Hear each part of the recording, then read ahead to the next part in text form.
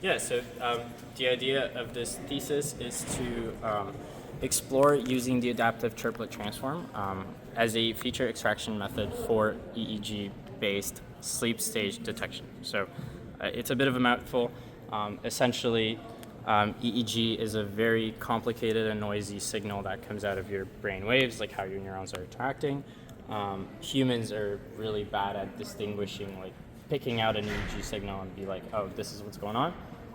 But if we get a lot of data and we run some signal processing on it, then we can feed that through a neural network. That neural network can then like classify your sleep state, give it a bunch of labeled training data for it to learn and pick out the patterns. And at the end, you can get a functioning neural network that can then pick out any like 15-second or 5-second epoch of EEG and be like, all right, this person is in deep sleep, this person is awake, etc. So almost everybody uses the Fourier transform to do that.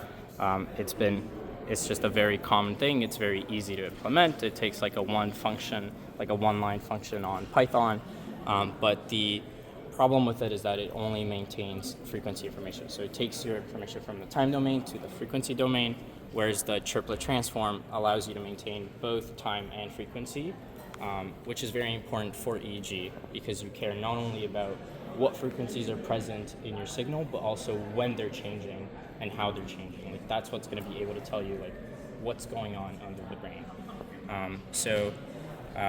We applied the adaptive chirplet transform, we optimized it, we applied it to a large data set, built a neural network, and validated it, and we got an accuracy of 57.9% on predicting sleep stage based on that.